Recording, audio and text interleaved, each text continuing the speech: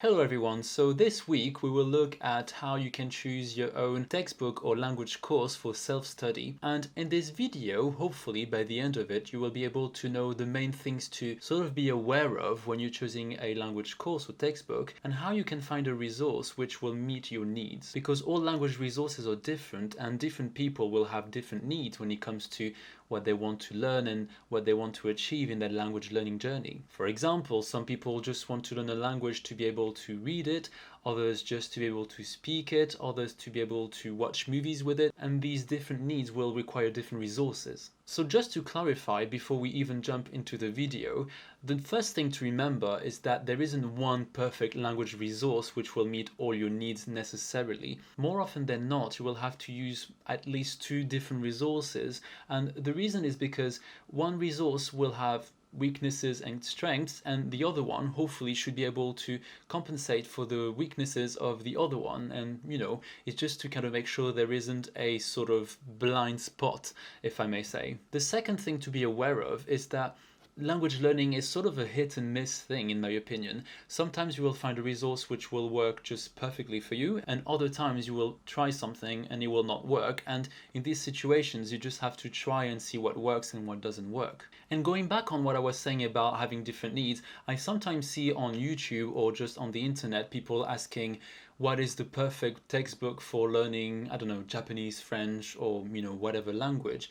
And this question is quite hard to answer because it really depends on you, and it's kind of difficult to find a textbook which will be perfect for everyone. It's not a one-size-fits-all situation. Instead, as I said, you have to just try and see what's out there and kind of reflect on what your objectives are. And hopefully with this video, you'll be able to clarify what your needs are and what you need to look out for when you're choosing your language resource. Here we go. There was a bit of a long introduction, but I thought that was important to specify these things.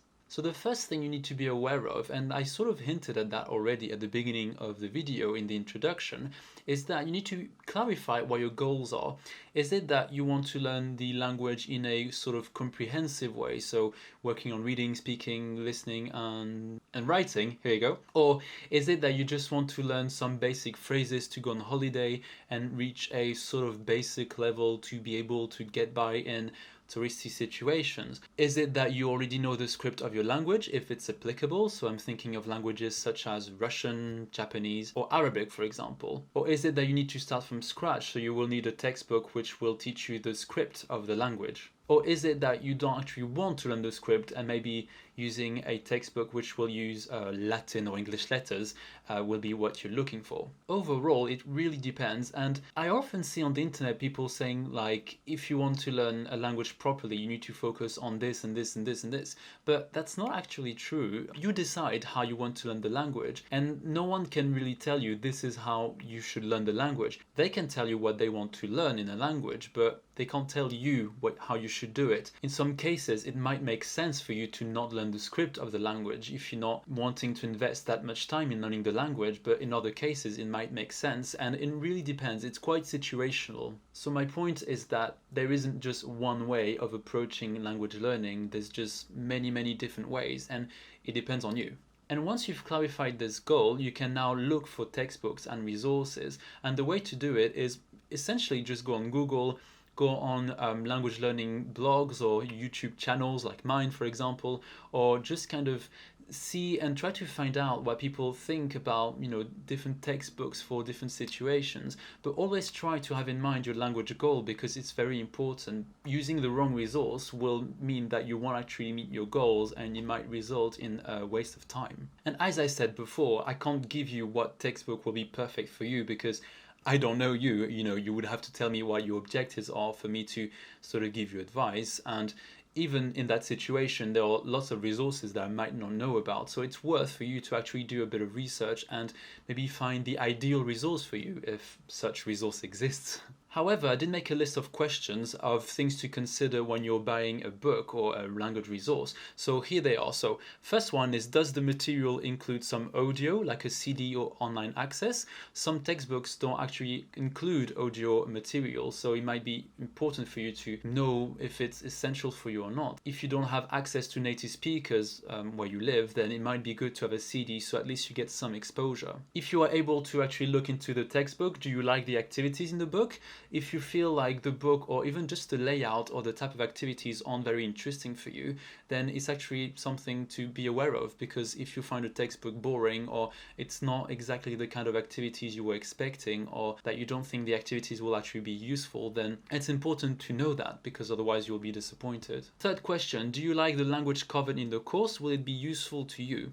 And this question refers to the content of the course. Each language method or language textbooks will have different contents. Granted, they're not extremely different usually, you end up covering roughly the same things, but some resources have a different approach or take on in the content they cover. So it's important to have a look at the first few pages of the book, where they will give you an outline of all the things you can find in the textbook. Fourth question, is there enough text for you to practice reading? And this will be particularly important for people that want to focus on reading. Granted, most of the textbooks will have some text at least, but I know in one of my Japanese textbooks, the text is actually quite limited. It's not too much of an issue for me because I'm buying separate resources for reading, but if for you reading is particularly important, or maybe if you're a visual learner and you just enjoy reading, then that might be a deal breaker if there isn't enough text. Another important question has to do with grammar.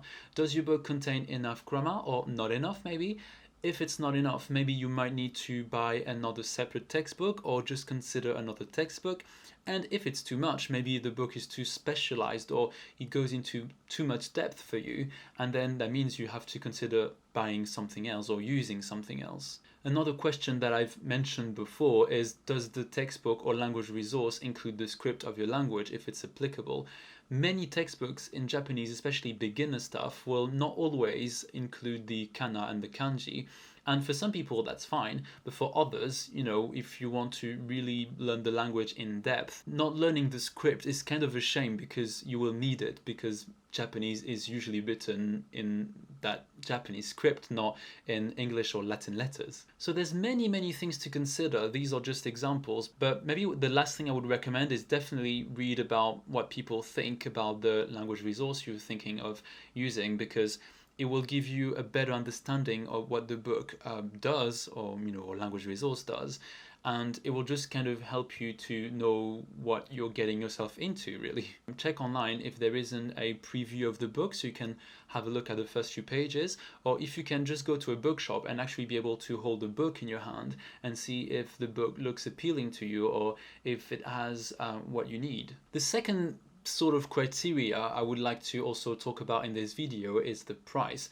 Sometimes textbooks are very expensive. You might have seen textbooks, I think for Japanese, I believe some of the textbooks are about 40 to 50 pounds, which to me is a lot of money. If you're a beginner, I would not recommend buying a very expensive resource to start with, because first of all, you want to test how your motivation is, if you're actually enjoying studying that language, because you don't want to spend 50 pounds on a book that you will end up not using, or that is not even actually what you were looking for. And sometimes people feel that, buying a lot of resources for a language, like spending 200 pounds or dollars or whatever your currency is actually a good thing. I think it's not, because you should first focus on using one sort of method first, and then as you progress through it, you can sort of see what you need on top of that. So instead of having different resources and not really focusing on any, or kind of feel a bit confused because there's so many things to do, focus on one thing, and over time and with experience you'll be able to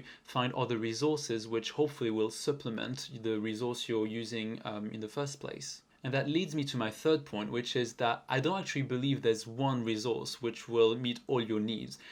In my experience, language learning is actually about having different sort of resources to complement each other, and as a result, it's unlikely that one resource will be enough for you to learn properly the language. Sometimes it's not about having 10 different textbooks, but it's about maybe having a textbook and also being able to watch videos in the language you're learning, or maybe reading books, or actually talking to native speakers.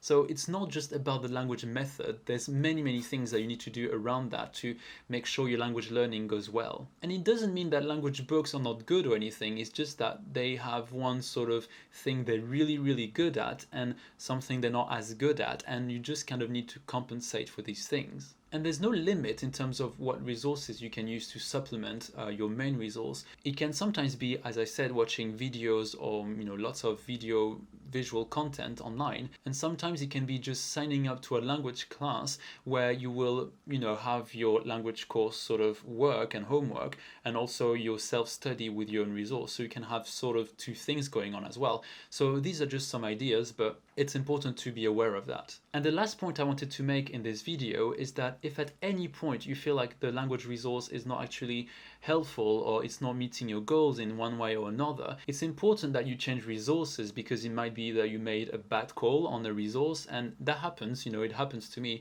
There's some things that I've bought and I ended up not using them, or when I started using them, I realized they weren't actually what I was looking for. And I think it's important to have this judgment. If it doesn't work, it's not necessarily you, it can just be the textbook that is not good for you. So that's it for this video. I hope you find it helpful and that there wasn't too much information, but I wanted to make sure that I was as clear and comprehensive as possible, even though there's lots of things I didn't mention, but still. So if you have any questions, do feel free to write a comment, and I always answer comments, so feel free to do that. Here we go. I will see you next week. Bye.